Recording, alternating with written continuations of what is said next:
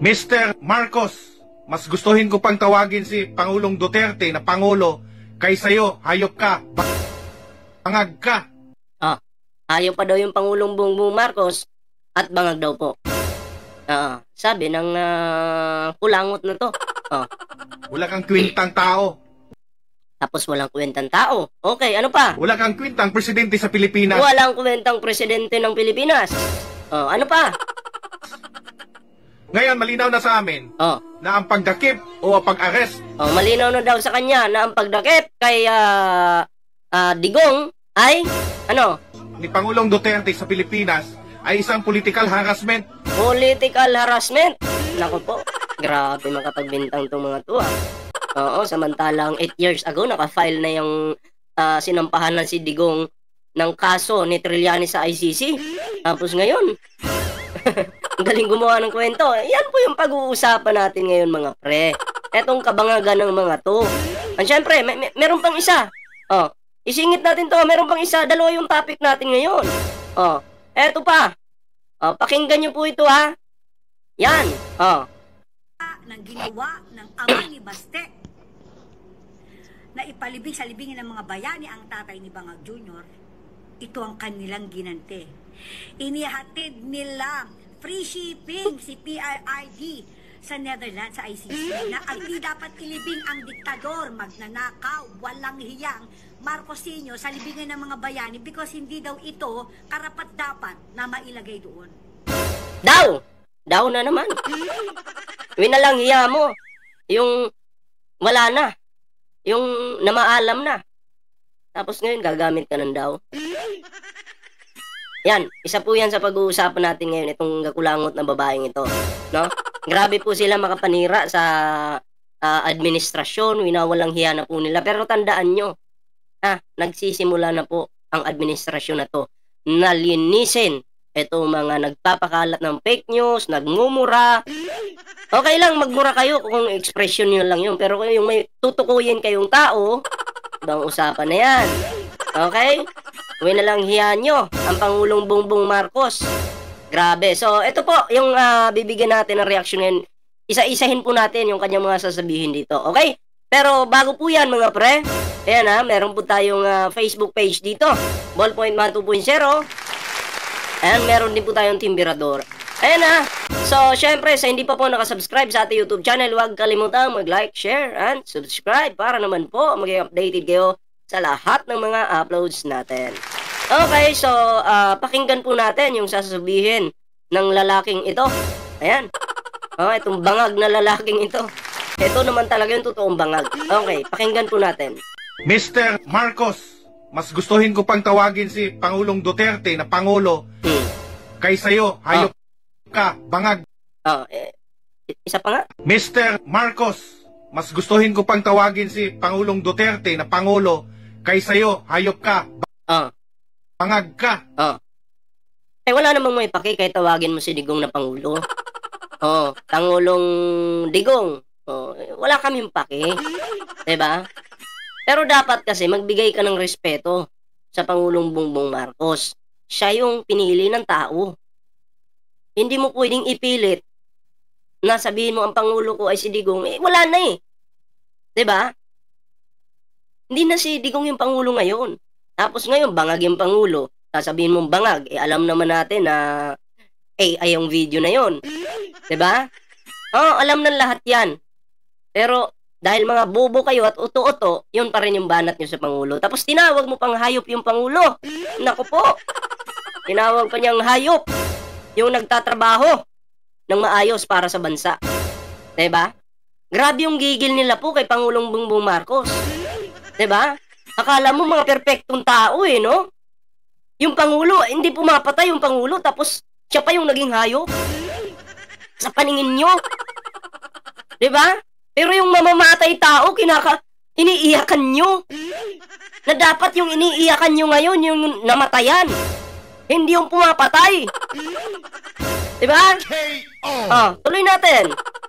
Wala kang kwintang tao. Wala kang kwintang presidente sa Pilipinas. Wala kang kwintang presidente sa Pilipinas. Yun yung sabi niya. Diba? Kung walang kwenta sa'yo, suluhin mo yun, ikaw lang yun. Kasi sa amin, ang Pangulong Bongbong Marcos ay mahalaga. Okay? Dahil nakikita namin na nagtatrabaho yung tao. Di ba? Si Digong nga, bangag eh. Umaming gumagamit ng illegal. Yung anak niya, ganun din. Bakit niyo di niyo tinitira yung bangag niyang anak?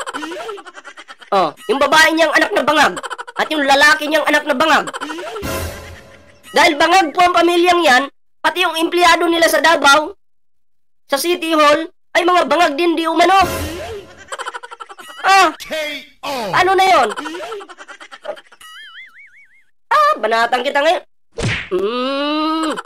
Kinikilig yung bulbul ng itlog ko sa'yo, ha? Bitahin kita sa bulbul ng itlog ko. Talay. Ngayon, malinaw na sa amin na ang Galing ng mga DDS, may mga sad-sad music sila na i-apply sa kanilang video para yung simpatya ng mga tanga mapunta sa kanila. May pasad-sad music pa!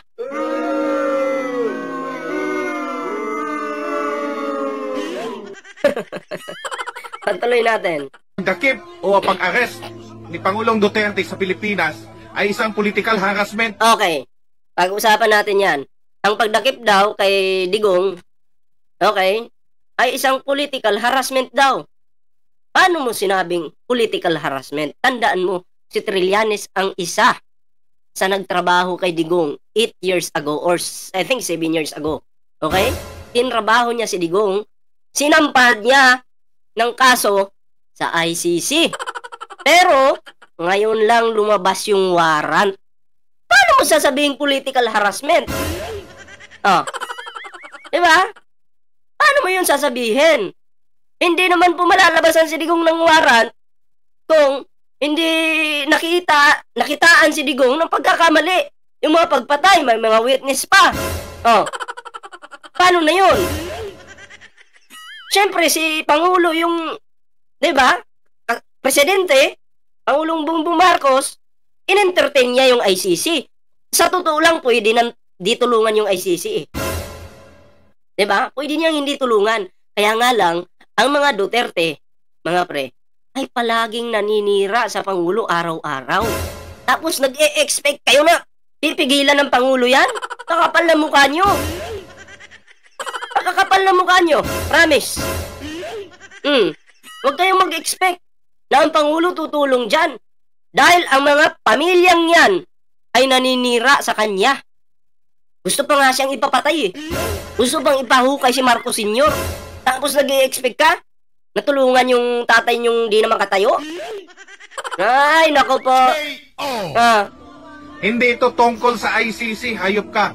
Tamo, hayop daw yung Pangulo. Bangag na bangag eh. Dilat na dilat. Hindi man lang gumaganon eh. Ngayon, lumilitaw na sa mga galing ICC na ikaw mismo ang nag-hand over kay President Duterte. Lumitaw daw po sa ICC na si Pangulo mismo ang nag-hand over doon sa ICC. So parang, ang dating dyan, ako, sample lang ko kayo, ako yung Pangulo, parang ako yung nagsabi, ito na, sa inyo na yan si Digong. May ganun ba? Na sinabi yung ICC? Kasi sabi mo, lumitaw galing sa ICC. Fake news ka. Kailangan mo patunayan mo yan. Ang Pangulo, diba? Wala pong sinabi yung Pangulo na, eto na si Digong, sa inyo na yan. May warrant kasi galing sa ICC. At yun yung sinusunod dun. Diba? Tingnan nyo nga yung mga nagpunta dyan sa Tricom kahapon. Yung ibang mga vlogger-vloggeran, umaming fake news sila. K.O. Susunod ka na. Mr. Marcos, hayop kang panuway ka. Panuway daw po. Ibig sabihin, pag sinabing hayop kang panuway ka, hayop daw po ang ating Pangulo at demonyo daw ang ating Pangulong Bongbong Marcos. Hinayop-hayop lang po ang ating Pangulo. Okay. Dahil ang akala mo na pag mawala si Pangulong Duterte sa Pilipinas, ay mananalo kayo sa eleksyon. Saan mo nakuha yung source mo? May source ka ba? Paano mo nakuha yan ang akala ng Pangulo? Dahil ang akala mo, ganito bla bla bla, mananalo ka sa eleksyon. Saan mo nakuha yan? Sinong source mo? Ha? Huwag mong sabihin, haka-haka mo na naman yan. Ha? Kaya nga nanalo si PBBM. Diba? Dahil noon pa man kilala na yung mga Marcos, kaya dumikit nga itong lustay na to eh. Diba? Palustay-lustay nga lang ngayon eh. Ginagamit niya yung Pangulo. Ginamit niya yung Pangulo. Sabi niya, BBM, pwede mo ba akong kunin presidente mo, vice-presidente mo? Kasi nga, hindi naman kilala yung mga Duterte. Dikit na lang ako sa'yo.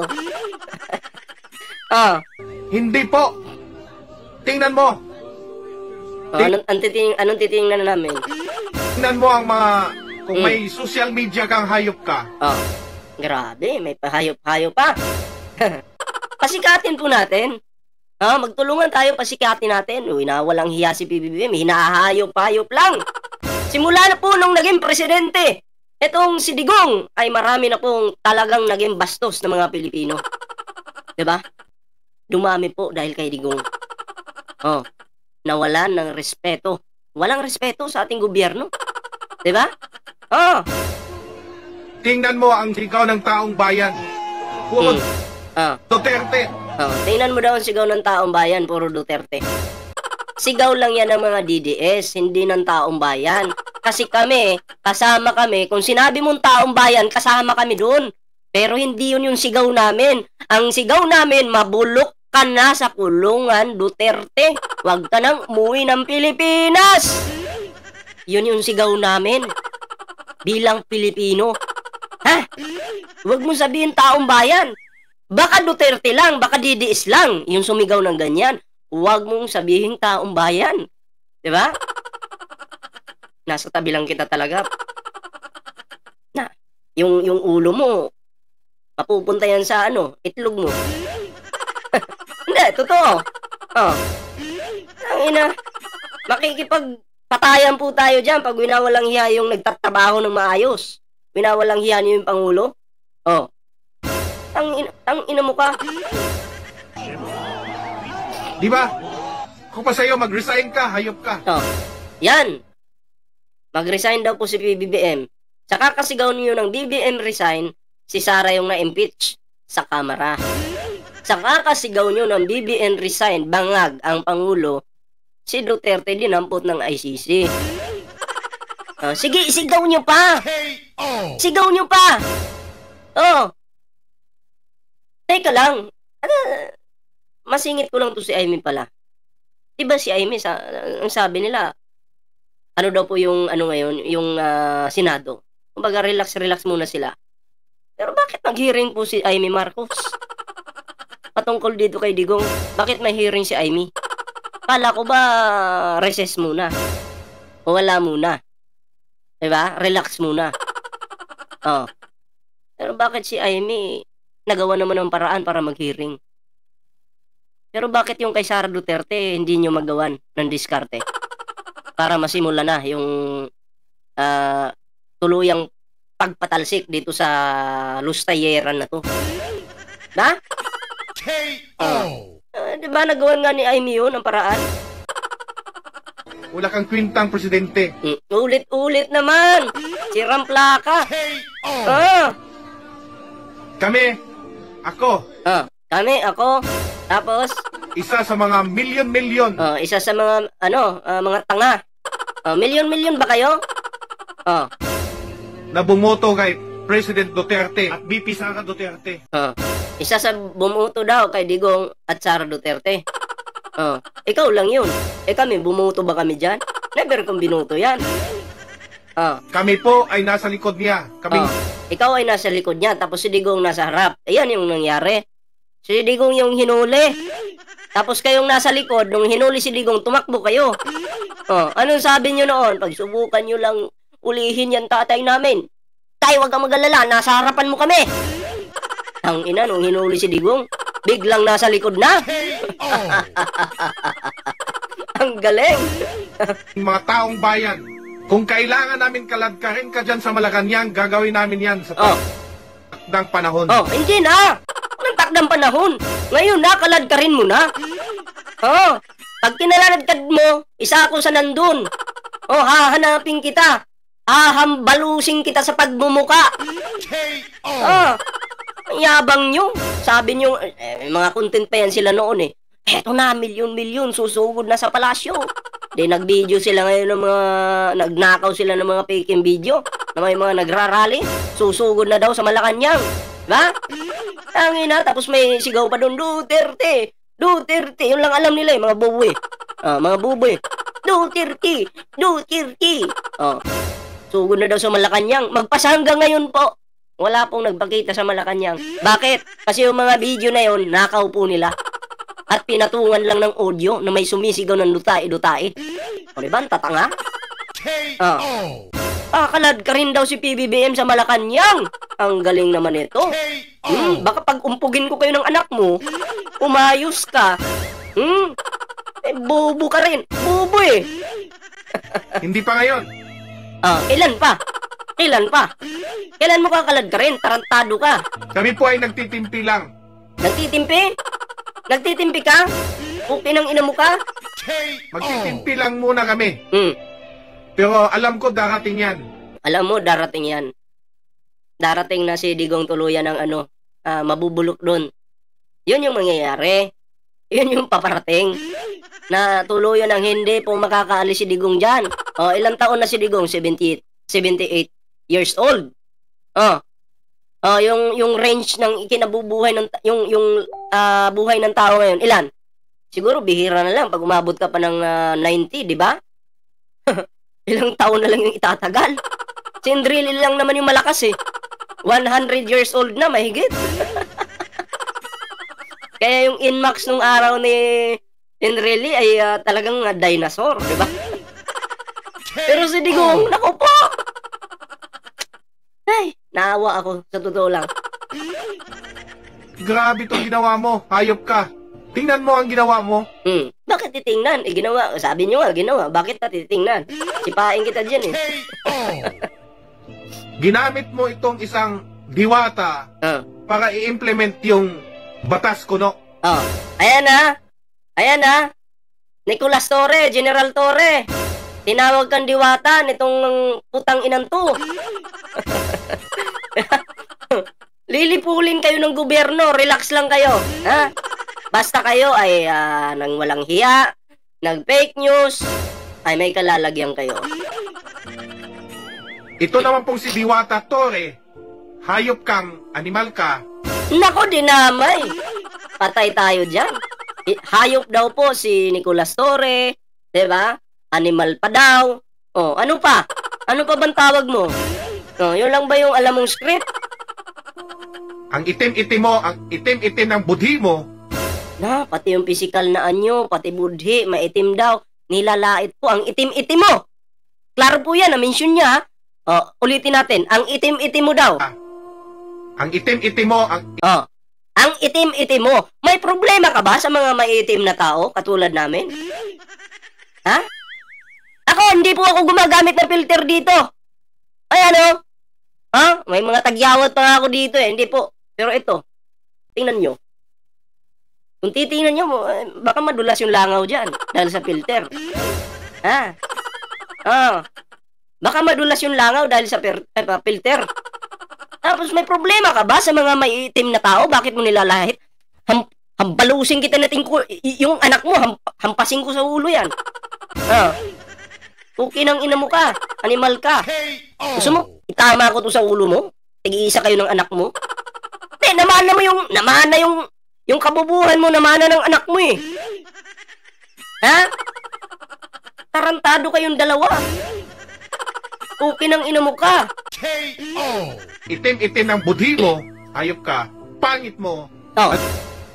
Pugi ka na niyan. Pugi ka na niyan. Mukha nang na-stroke yung mukha mo eh. Laitan lang, walang problema. Mukha nang na-stroke yung mukha mo. Bunganga na lang yung gumagalaw sa'yo. Walang expression yung mukha mo. Ang ina mo ka. Alam nyo, mananalo kayo sa eleksyon, Mr. President? Mananalo kayo sa eleksyon, Mr. President? Hindi naman tumakbo yung Pangulo Presidente pa rin siya. muntik na, naku, kaunti na lang talaga.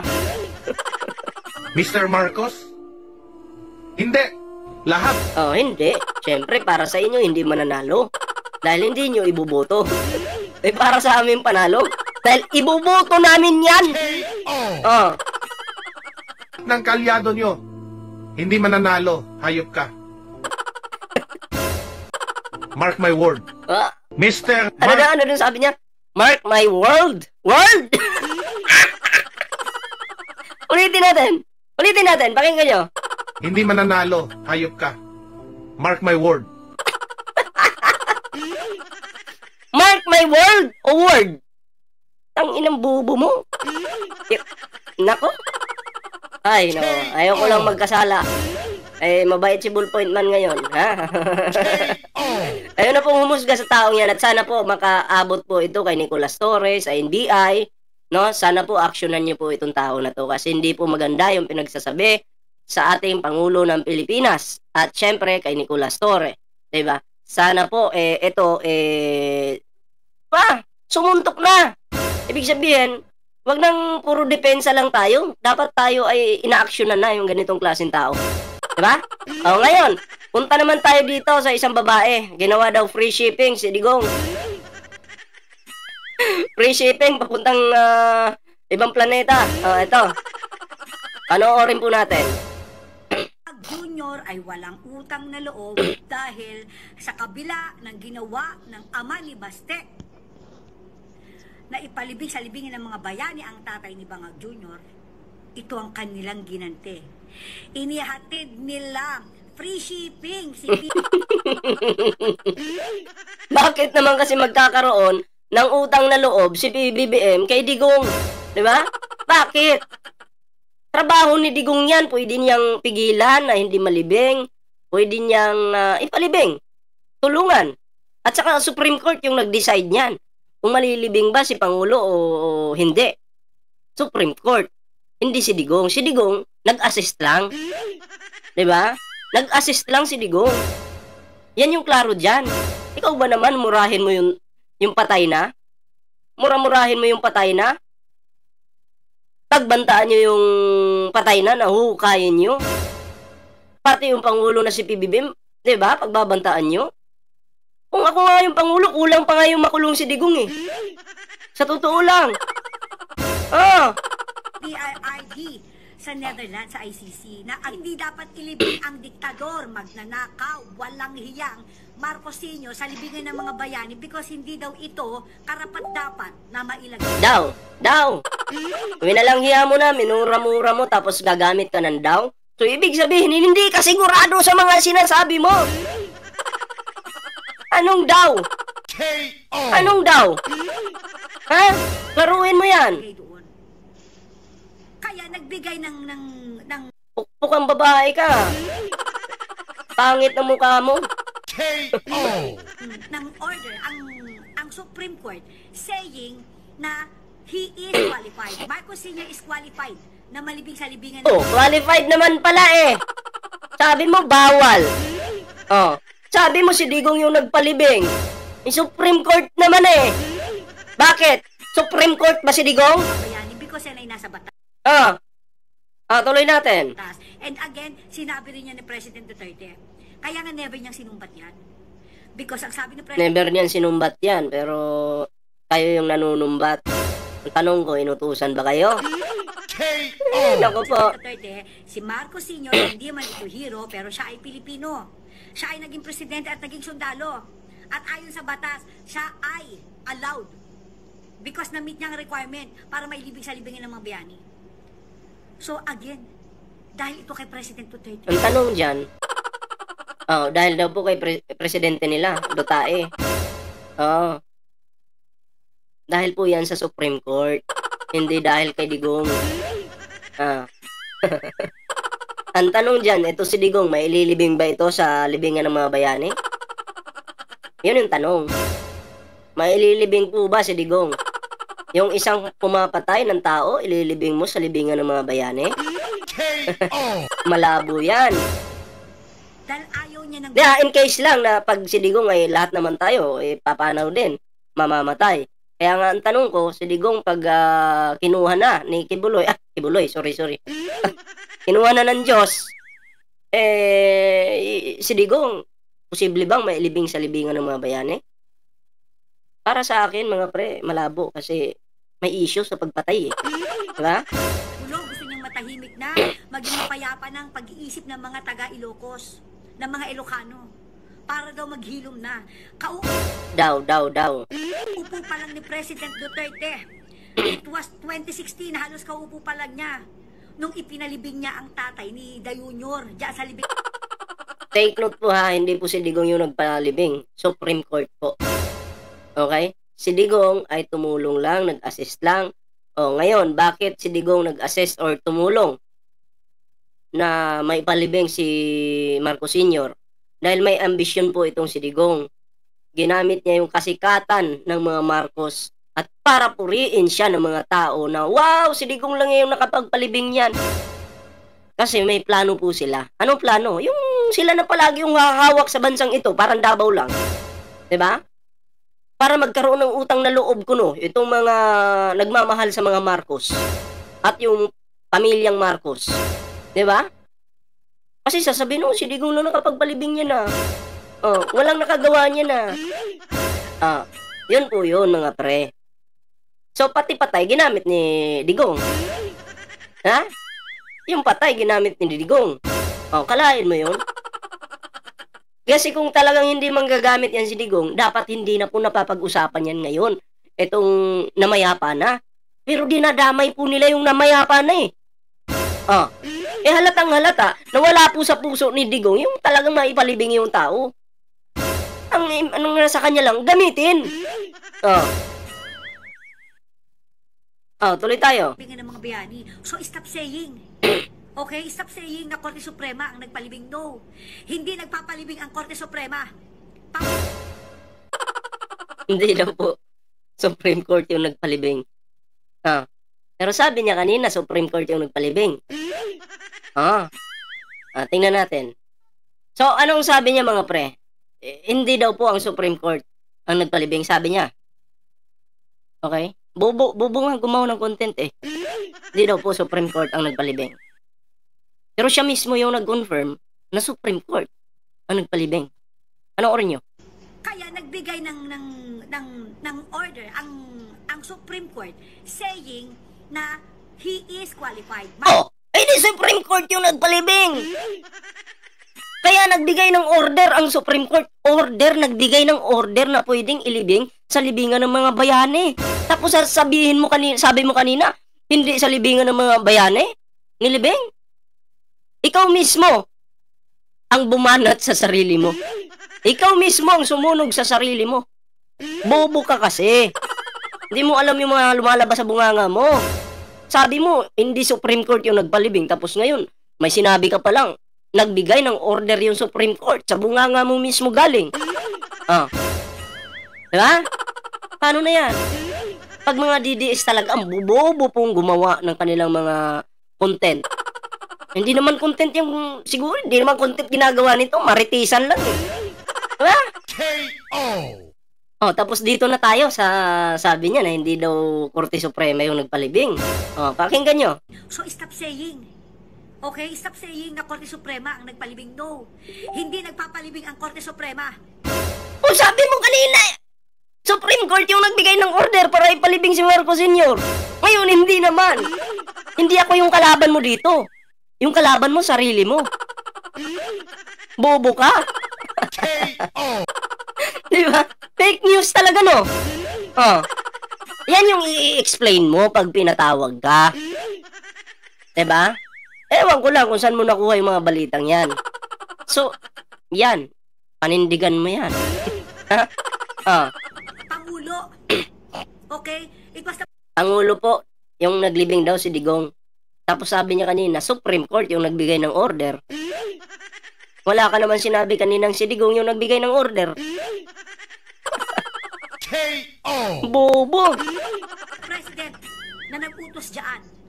At saka pwede ba yung mga piglawan, mga dilawan? I hope you don't mind me saying this. Huwag kayong makisawsaw. Usapan ito ng mga nanalo. Ayan na naman tayo eh. Wag daw makisawsaw. Tapos, alam mo, kasi pag yung issue lumabas sa social media, maraming makikisawsaw dyan. So, hindi mo sila pwedeng diktahan. Ha? Papanindigan mo yan, ha? Na hindi Supreme Court yung nagpalibing kay Marcos Sr. Kalaban mo yung sarili mo dito. Marcos Duterte ito. Usapan ito ng mga nanalo. Huwag kayong makisawsaw. Teka lang, wala bang ipin ito? Nag-smile, walang ipin ha. Baka nakalimutan isuot yung pustiso. Alright? At sino ba pinagtatanggol nyo? Yung mga Adictus Benedictus na biktima di umano na sinasabi yung EJK. Idol niya si Maharlika. Adictus Benedictus daw. Gusto mag-ala Maharlika ang kulangot. Abay, delikado. Si Maharlika may warrant na. Baka gusto mong sumunod. Hello? Magising nga kayo sa katotohanan. Ang pinagtatanggol nyo, yung mga suspect na hindi rin nila binigyan ng due process. May ipin sa baba, wala dito. Kaya ganyan pala magsalita. Okay. Ang mga naging biktima nila, katulad ng batang ginahasa, nagkaroon ba siya ng due process bago siya ginahasa? Ito. Yung patayan sa panahon ni Digong, may record. Okay? May record. Ang Philippine National Police. Ang gobyerno may record. 'Di ba? 30,000 plus yung mga namatay. Pero ayon sa mga DDS, 9,000 plus lang daw. Nilalang nila yon. Okay, patulan natin yung 9,000 na namatay. Nilalang nila eh. Yun naka-record yun. May record yun sa gobyerno. Pero yung sinasabi niyong ginahasa sa panahon ni PBBM, wala pong record ang Philippine National Police. Walang record ang NBI. Walang record ang gobyerno. Ilan ba yung ginahasa? Hindi nyo masabi kung ilan. Kasi nga walang record. Pero normal lang po na sa panahon, kahit sino mga maging presidente ng Pilipinas, normal lang po na meron talagang panggagahasang magaganap sa loob ng 6 years. Normal lang po yan. O kay Digong nga, sa panahon ni Digong, merong isang nanay na may dalang bata na ningil ng pautang, pero ginahasa po yung nanay ng mga pulis na yon. Tapos yung bata na naka-diaper, binastos. Tinanggal yung diaper at binastos. Panahon yun ni Digong. Binalita po yan sa GMA News. Paano mo papatunayan yun na maraming naghahasa sa panahon ngayon? May record ka ba? May hawak ka bang ebidensya? Sige nga. Yan yung depensa nyo eh. Gahasa. Paano yung ginahasa ng adik? Sige, magbigay kayo sa akin ng ebidensya. Saan yung ginahasa ng adik dyan? Ilan yung ginahasa ng adik dyan? May record ba yung kapulisan dyan? Umabot ba yan ng 9,000? Ayun yung tanong. Diba? Huwag yung pinapainit yung itlog ko. Teka, may pumasok ka. Sorry. Nadamay pa yung itlog ko dito Sorry po. Yun lang po muna yung ating video mga pre. Kayo na pong bahalang umusga. Anong masasabi nyo sa video ito? Comment down below. Syempre, meron po tayong Facebook page. Bago po tayo magtapos, huwag nyo kalimutang i-follow yung ating Facebook page. Yan. Ballpoint Man 2.0 mga pre. Ipipin ko po yan sa comment section. And syempre mga pre, ang temperador meron din po tayo. Huwag nyo kalimutang mag-like, share, and subscribe para po maging updated kayo sa lahat ng mga uploads natin. So yun lang po muna yung ating video. Kita-kits po sa susunod na video.